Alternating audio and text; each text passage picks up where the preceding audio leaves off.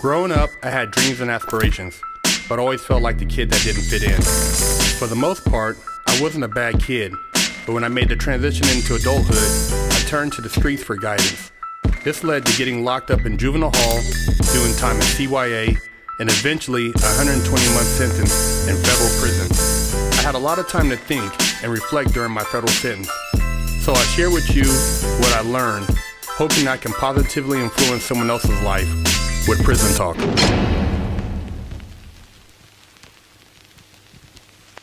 What up?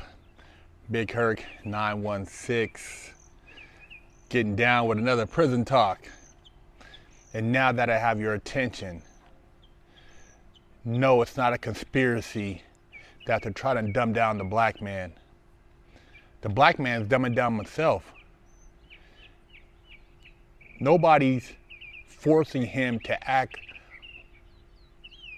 like an idiot, to assert violence against his own, to abuse drugs, to talk down on his women, to have multiple babies' mamas, to purposely not go to school. Nobody's endorsing that but the black man himself. And it's not every black man, because a lot of brothers that they're not showing are out here doing big things. But they don't want to show the one who has the two-parent household family, taking care of his kids, is involved in big corporate business, is an educator, is an engineer, is a scientist. There's a lot of black people who are doing that. So it's not a conspiracy. It's just what they promote on social media, which is what a lot of young men think is cool. See,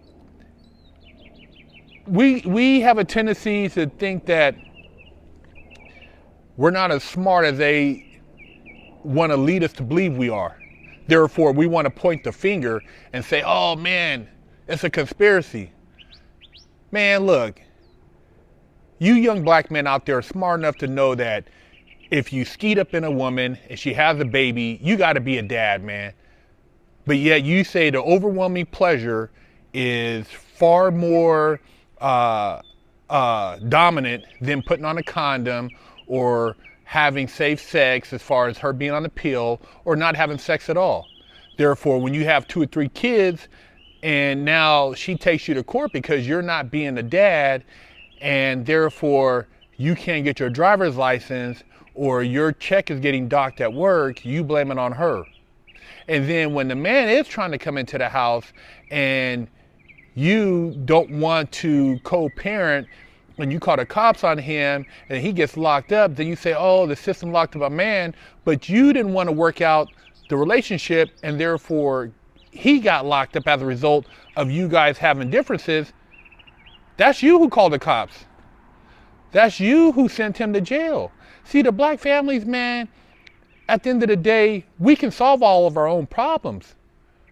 We have enough black talent, black wealth, black knowledge. I mean, come on, man. We all know Alex Haley's roots was a joke. We know that was some bullshit, but yet we still trying to act like we all came from slaves. We didn't all come from some goddamn slaves, man. We know a lot of blacks over here were already indigenous and were educated and were having their own civilized societies. Just do your homework. A conspiracy? Come on, man. It's a conspiracy if we don't know. We know what's going on. We smarter than that. Going back to the slave trade, man, just to touch on that briefly, man, if you really get the history, there was no European people who could even really survive the sub-Sahara. They were saying that the average person, malaria was wiping them out, and they couldn't, their average lifespan in the sub-Sahara during the time of the slave trade was 1.5 years before they died.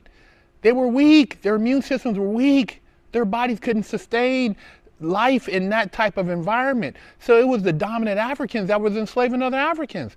Outside of the Portuguese who were involved in that transatlantic slave trade, it wasn't a bunch of Europeans coming over there and running through the sub-Sahara. They couldn't make it. They just got them at the coast. But those were dominant Africans. And the Africans were dominant in Africa during that time. There were no European colonization that was dominating the sub-Sahara during that time as far as the slave trade.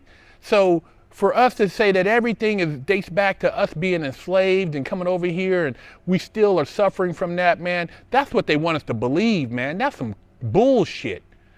That's a conspiracy, but you know now because there's information. Man, look, man. You give these people way too much credit for putting you in a position you're in because you put yourself in that position. Nobody told you to cut class. Nobody told you to go and sit back and smoke weed all day or to get mad because some dude had sex with a girl you liked and you want to go kill him or you want to go sell dope. Man, you could easily have traded the dope slinging for an education and been providing for your family, man. Couldn't get the new J's, maybe you couldn't have the Gucci backpack or whatever the case may be, but that's minuscule. It ain't the white man that did that. You talk about families, right? And you talk about the black communities and what's going on, man. The majority of what's going on is black on black. So we came together and we said, hey, we had enough, and we decided to, as a community, invest money back into ourselves. I mean, look at I was hearing one of the athletes talk about on I Am Athlete about the amount of money that's in sports, and 78% of the NFL is black. I don't know what the percentage is of the NBA, but imagine if these guys just put together a venture capitalist firm and invested in community centers in their neighborhoods they grew up in, if they invested in sports facilities, educational facilities, schools. Man, think about how quick it can change the dynamic of the black community. I mean, you have some of these guys, they got 2 and 3 baby mamas. And then they get mad because they don't want to pay all the child support. Damn, dude, I mean, what about your dad? Didn't you want your dad to be a dad? Just paying child support anyways is not being a father. Why would you want to have a kid if you're not going to be with the father? Why would you not want to be there and be a 2-parent household? Why do you say you're doing your part because you're giving a check, but you're not there? You have the kid on the weekends. That's not a father, man. That's not no role model. So at the end of the day, it's up to the black man himself to solve his own problems. And the whole, what they use as far as the political push, that's because they're getting funded. They keep pushing all this bullshit. These political figures, Jesse Jackson, Reverend Church, they ain't about nothing, man. They weren't about nothing when Martin Luther King or Malcolm was around, man. They figureheads, man. They ain't doing nothing for the black community. You tell me what they're doing. Maxine Waters, all these people talking about they gonna help. What are they doing? What are they doing, man? If anything, with all the wealth, you see all the money being made, man, hip hop generates, I don't know how many billions of dollars. If these guys would stop talking about killing each other and put their money together, they could buy buildings and own the damn cities they represent. They could own the blocks. They could come out with their own cars.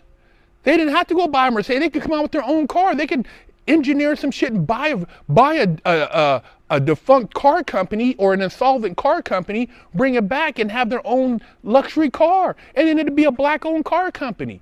It'd be black-owned real estate. They could have so much, man. These guys, but yet it's the back and forth. I hate. I'm gonna kill you and this. Why, man? You tell me why. What is the point?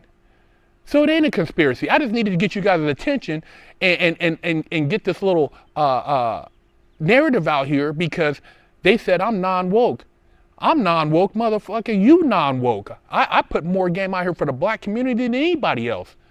And I ain't never talking about, this guy should be killed. I think, and I get frustrated and angry when I see another black man want to kill another black man because he just is from a different neighborhood. And when you get locked up, you got to stick together because in there it's all racial. So why are we killing each other on the street? Why be robbing from each other? So you tell me, is it a conspiracy? You tell me if I'm non-woke. You go and ask these people who keep talking about, oh, we need to get the reparations and all that. Nah, man, we getting paper. You guys are getting bread. You got the talent. You smart as hell. You go to prison, learn the stock market, come out and be balling. But the thing is, the people around you have to want to change. You can't force them to change. You can't force the brother down the street from you, the dude hanging out over here drinking alcohol, poisoning them system, or the guy sipping on the scissor, or the guy over here who wants to get high on the pills, the Percocets. You can't tell him to do the right thing unless he wants to do the right thing. But it's easy to point the finger and say, hey, we're still victims. We're not victims, man. We're very well empowered. We just got to come together and make a difference because, dude, we can change the game. Man, you got Jay-Z, you got Kanye, you got Bob Johnson, you got Michael Jordan, you have LeBron James, you got all these people with a shit ton of money. Man, this trickle, and then, the thing is, once they start putting together these funds, all these other people want to put their money in, so therefore the fund will triple, quadruple, and they can just build whatever. They can own cities. Black people have their own farms, everything, man. So as far as self-sufficiency, we have all the money and resources we need. It's just a matter of acting on it and coming together and stop hating on each other and talking about we're going to destroy each other. It's not them doing it, it's each other. Then we dance to it and bob our heads and act like it's cool and throw a little gang sign. I mean, come on, man. It's the same thing they were doing in Africa when they were catching other tribes.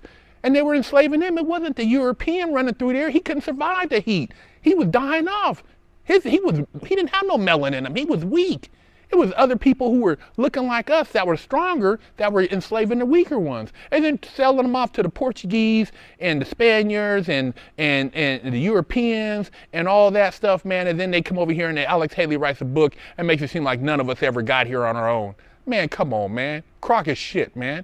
Y'all get the game, man. I'm lacing you up, man. You need to holler at these black people in office who keep telling you these damn lies and feeding you the bullshit so they can keep getting their pockets padded while everybody else in the community ain't getting shit. I'm telling you, they invest in these schools and quit trying to dumb everybody down, talking about a C is an A. That's the next big game, dumbing everybody down. See, back in the day, it wasn't, when they talked about the unwanted, those who were non-desirable, they were talking about the hillbillies, man. These were white people from the Ozarks and the people who were basically uneducated. They didn't want them in the factories. It wasn't the black people. It flipped. Black people, man, if you look at how they dressed in the 50s and man, they were sharp, man. They were black people, man, we went backwards. Telling you, man, get your game, man, do your history, do your research, man. I'm far from non-woke and these people who are promoting this bullshit are people who don't want this message to get out, which is the real message, man. I'm gonna keep you laced up, man. Big Herc 916.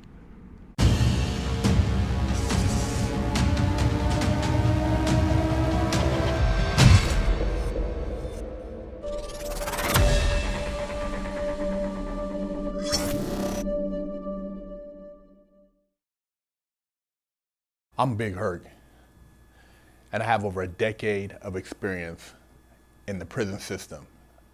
Yeah, I've done a lot of time, made a lot of stupid mistakes, but that's why I'm here with you today, educating you on the Mastermind program by Fresh Out. See, they don't give you a manual when you go to jail on how to survive. They don't tell you how to go take a shower, where to sit at when you go to chow, what to do when you have mail call, how to handle your commissary. See, we cover that and a multitude of other topics that are very important, because if you do the wrong thing, you can get your damn wig split.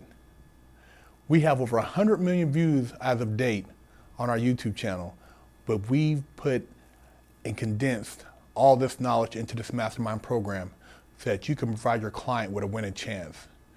Do yourself a favor and your client a favor and sign them up for our program so they don't have to get their wig split and they can make it out alive.